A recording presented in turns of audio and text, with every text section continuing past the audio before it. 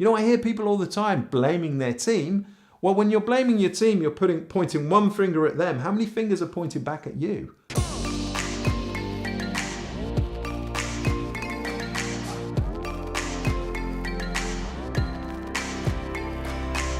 You have to have the investor mindset.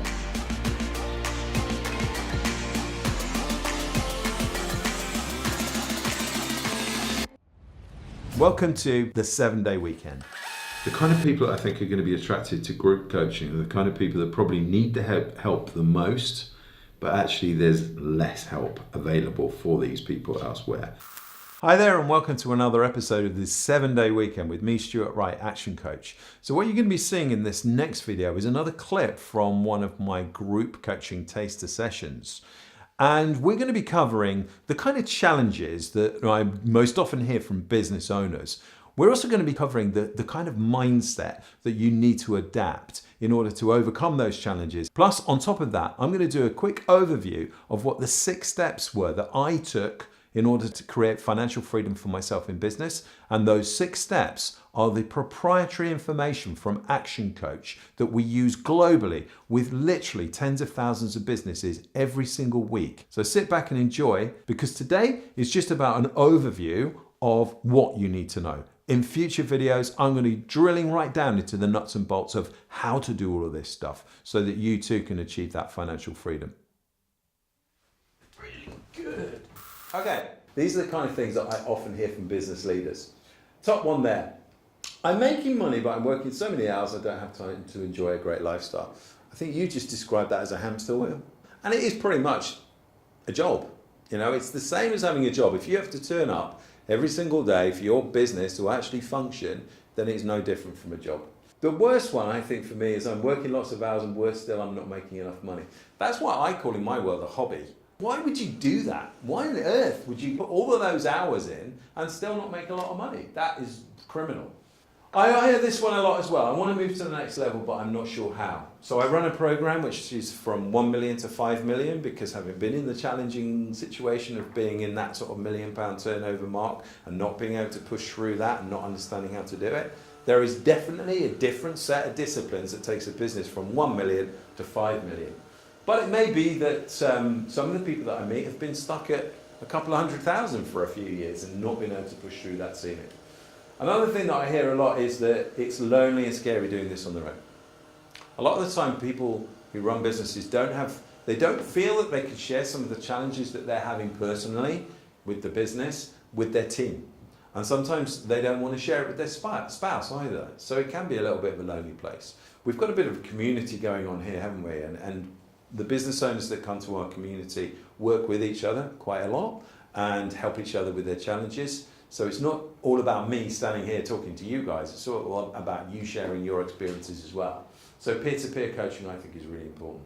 This one is really sad. I sometimes hear people saying that they've actually lost interest, they've got no more vision, they've lost motivation. Now, why do I say that's sad? Well, I tell you, that was where I was at. I remember actually dreading going into work. I remember dreading going in. When it's your own business, dreading going into work, that's really not a nice place to be. So unfortunately, I do still meet quite a few people like that as well, who were in that sort of situation. Because I had a moment in 2012, and I was sat in my garden, and it was on a Wednesday in the middle of July, and my business was finished. And I remember thinking to myself at that time, in fact my coach, because I've always been coaching myself as well, my coach had said to me that he felt that I had lost a bit of purpose. Yeah, that I didn't have the same kind of pizzazz that I used to have. And I think it was interesting, because I think actually when my back was against the wall in business and when I was pushing and striving and driving for more, I was kind of at my best. So I found myself in a situation where it's kind of like, careful what you wish for, because actually, you know what, I was too young to retire, I was bored, and I needed another challenge. And it was actually after that I decided that I wanted to become a coach myself. I read a great book by a guy called Marshall Goldsmith, and it's called Mojo. And in that book, he talks about how the most fulfilled life is where you have these moments of happiness, things that make you happy, stuff that we do. And we've all got different things that make us happy, but you know what? Money isn't necessarily that thing.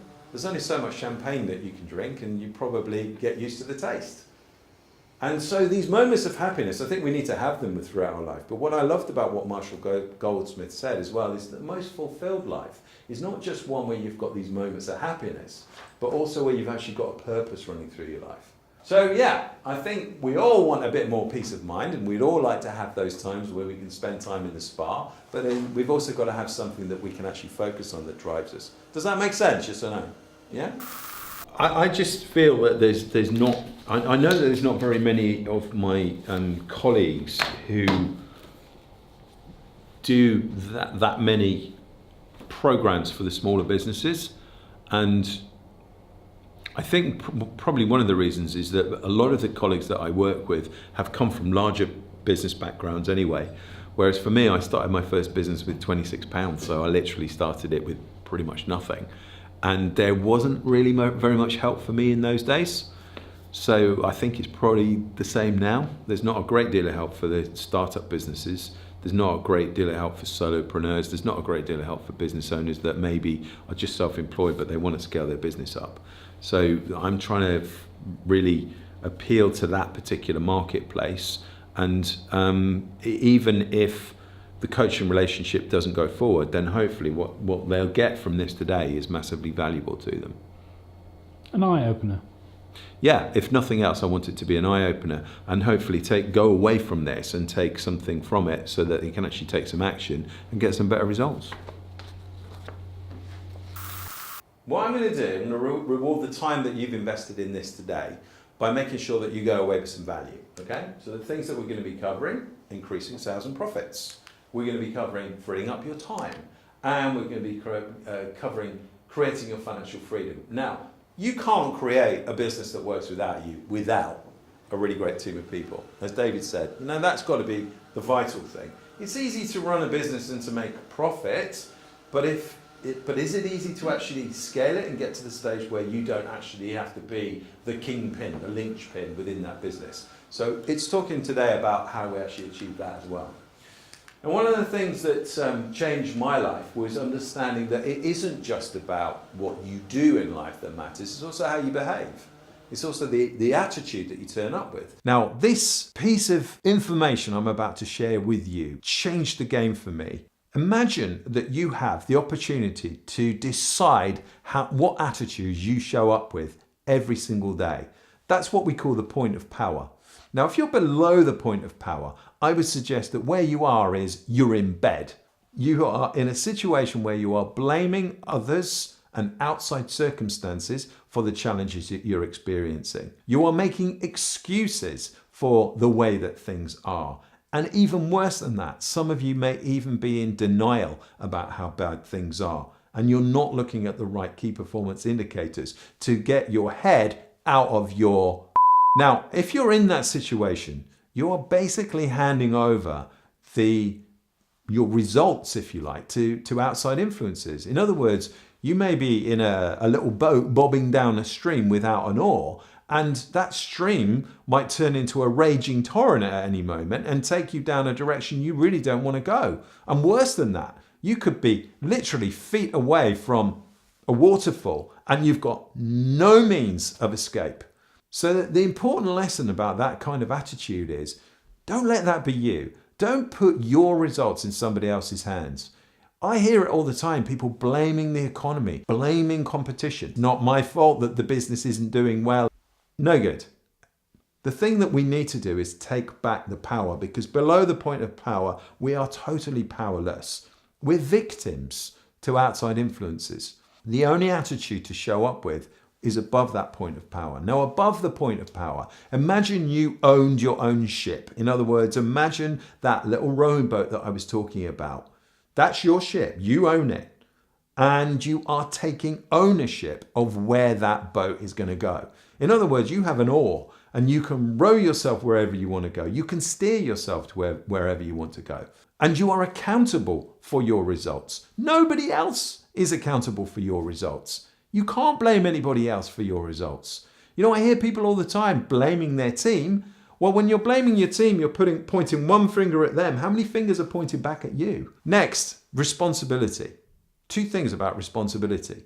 As a business owner, you don't have to know every single thing about all the different areas of specialisms within your business, but you do have to own the strategy, and you are ultimately responsible for the results in that business. Nobody else, you. Now, the thing about being responsible is also that you are able to respond. You see, the opposite to responding is reacting. And what I tend to find with business owners is when we're stressed and we're running at 1,000 miles an hour to try and keep up with our business, to try and keep up with all the inquiries we've got coming in, to keep up with our team we're running around after, then we find ourselves in a situation where generally, instead of responding to situations, we're reacting to situations. And reacting is nowhere near as good as responding.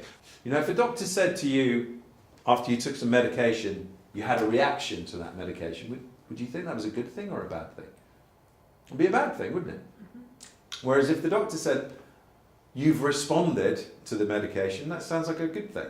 You see, the challenge for us is we don't give ourselves enough time to respond. So all we do is react. In other words, we find ourselves as business owners running around putting out fires all the time.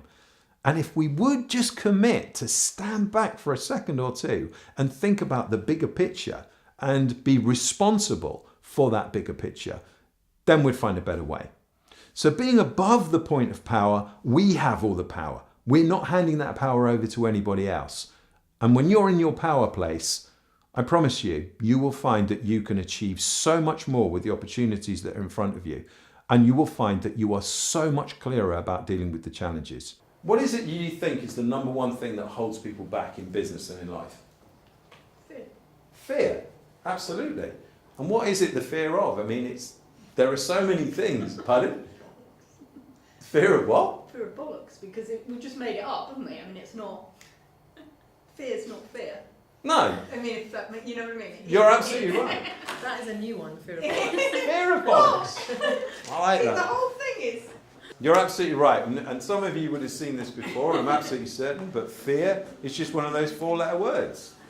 False expectations appearing what? Real. There's a great book by a lady called Susan Jeffers called Feel the Fear and Do It Anyway. Have you read that one? Yeah, you read that one? Isn't it an amazing book? Great book. You know, and she talks about how the fact that 95% of everything we fear will never happen. But we are born with fear because it's an innate thing within us. Because 10,000 years ago, we had a lot more to fear than we do now. Our 10 human beings 10,000 years ago died from violent death. But nowadays, you know, we haven't got tigers chasing us. And the stuff that we fear is usually irrational. But actually, if we're able to respond to anything that happens, what Susan says is, you know what? You'll handle it. Because anything else that you've ever feared in your life before now, you're still here, so you've handled it. Because success, ladies and gentlemen, is only really about developing the right kind of habits. And if you can develop the right kind of habits and become disciplined about those habits, there's nothing really that you can't achieve. So, we have a definition of success in terms of business at ActionCOACH, and I've already alluded to it earlier on. It's got to be commercial, profitable enterprise. In other words, it's got to make money. At the end of the day, you know, people talk about, well, money isn't a motivator, and that's true, it's not a motivator. But actually, when you're going to keep score in a game, whatever it is, and in this case we're talking about business, there has to be some numbers behind it. So for us in business, it's about profit. And ideally, we want it to work without you. Now, that doesn't necessarily mean it has to work without you. In certain situations, it's just having the choice. You don't know, none of us know what the future holds for us. We might have health issues. We might have a partner that has health issues. We might actually come to the conclusion in the future that we want to sack it all off and go around the world and see all the places we've never seen before. So the beauty of actually getting to that situation where you have financial freedom in business is it gives you the choice. So we have 6 steps to achieve that. Only 6 steps. It sounds really simple when I put it like that. But what I want to do is just talk you through what those six steps are. Because if I could get you to the stage where you are an 8, a 9 or a 10 out of 10 in all of those steps, then I am going to stand here now and guarantee your financial freedom. Now I know that sounds strong, but I've done this and I'm helping other people do it. I know that this stuff works. The reason why I bought an ActionCOACH license was because of these tools. There's 3,500 tools within this system that are going to help you become financially free. And I know that if you can get yourself to an 8, a 9 or a 10 out of all the areas that I'm going to show you here today, you will get yourself there. The first area is mastery, which is all about eliminating chaos. In most businesses that I meet, there's a lot of chaos going on. So we need to create a stable environment to build the business, and we need to create a niche. Niche is really, to me, it's all about predictability and cash flow. The opposite to that is to have a situation where your cash is going up and down, where you haven't actually got any kind of predictability in there at all. Now, cash comes from profit. So you've got to make profit in the first place in order to be able to generate cash. So predictable cash flow is also about predictability in terms of profitability as well. So we've got to know that we are able to charge the right price in order to make the right margin, so that we've got the right amount of profit, so we've got the right amount of cash. Next, if we're going to get a business that's got a chance of starting to work without us, we've got to systemize it. 80% of a business is run by its systems, and 20% of the business is humanized for the exceptions. If we can systemize our business, then we have got some stability for growth. But we come to the most important area. If you want a business that has got a chance of working without you, you've got to have a great team of people around you. So how do we create great systems that people can follow and attract the right kind of people to operate those systems so that there's consistency running out throughout the business in terms of the customer service? Once you've actually got to that stage, you've got a business that can start to run without you, but you're not finished yet, because you need not just a team, but you need a management team as well. So you need, in order to be able to actually step back from the business, someone's got to be in charge, someone's got to look after it. And once we get to this stage, where the business is running as a well-oiled machine, we've now got a situation where the business owner themselves is not just earning the right kind of money that they want to earn from the business, but they've also got more time. And with more time, that could potentially mean that you've got more opportunity as well. Because the challenge for many of us is, if we're stuck within the day-to-day grind of our business, we don't even have the time to think about investing in other things, or growing other businesses, or buying businesses, or licensing our business. We just don't have the time to do it. So once we've got to that stage, we've now got a situation where the owner is independent from their day-to-day job, and that's when the owner has got the opportunity to invest, to grow other businesses, to invest in other people's businesses, to invest in property, to basically create other forms of passive income. At that stage, by the way, the business is at its highest value as well. Because a business that is making great profits and does not rely on a single business owner for it to run is going to achieve a bigger multiple when it comes to sell than it would if it was an owner-operated business. On average in the UK, owner-operated businesses sell for about 2 times multiple of profits. Whereas a business that runs independently of the business owner, it's more like 6.8 or 7 times multiple of profits. One of the clients that we work with a great 5-year business plan, really innovative company, worked independently of the business owner, achieved 47 times multiple of profits. But 47 times multiple of profits, and that business was already making £500,000 in profit when he sold it. So really, really interesting, which is why we call it massive results. I don't know what the results are for you. Maybe it's a £30,000 a year passive income for the rest of your life. Well, if that's 40 years, that's a decent amount of money to make from a process that helps you finish your business. It could be 50,000, it could be 100,000, or it could be a sale. It doesn't really matter. At the end of the day, if you follow this process, then that's how you achieve financial freedom in business. In the next film, I'm going to be drilling down into each of those steps in a little bit more detail, so that you can start to put some context around what you might need to focus on sooner rather than later within your business. Because I think you'll agree with me, it's all about prioritization. You can't do it all in one go, but if I drill down into each of those areas for you in the next video, you can decide for yourself which are the areas that I'm going to choose to work on first. So, do you like what you've seen here today? Please make sure that you share it with as many business owners as possible. My 7-day weekend project is to help 10,000 business owners achieve financial freedom in business. So now it's your responsibility to share that with as many business owners as you can. And please subscribe to our channel so you can come back and get more of this good stuff that I'm going to be sharing with you over the weeks and months to come, so that you too can enjoy a 7-day weekend in your life.